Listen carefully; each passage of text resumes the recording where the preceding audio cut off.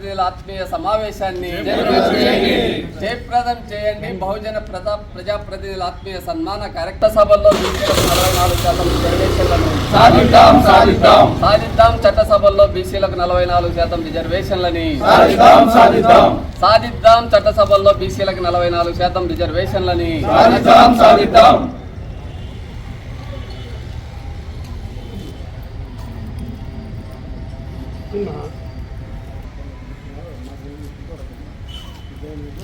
పరిరక్షణ సమితి రిజర్వేషన్ ఉద్యోగుల సమక్ష ఆధ్వర్యంలో వ్యవస్థాపకులైనటువంటి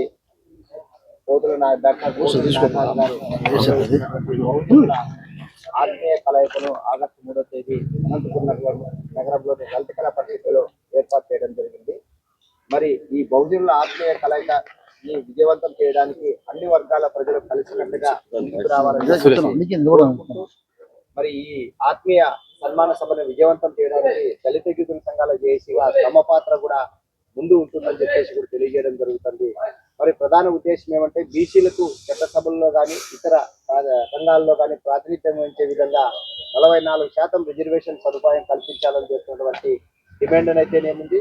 మరియు ఇప్పుడున్నటువంటి రాజకీయ పార్టీలు ఎస్సీ ఎస్టీ బీసీ మైనార్టీ వర్గాల పట్ల చూపుతున్నటువంటి వివక్షతను వ్యతిరేకిస్తూ ఈ వర్గాలకు సమన్యాయం జనాభా దామాష ప్రకారం ప్రాతినిధ్యం వహించే విధంగా కూడా ఈ ప్రభుత్వాలు కేంద్ర రాష్ట్ర ప్రభుత్వాలు చొరవ చూపాలని చెప్పేసి కూడా మేము తెలియజేయడం జరుగుతుంది.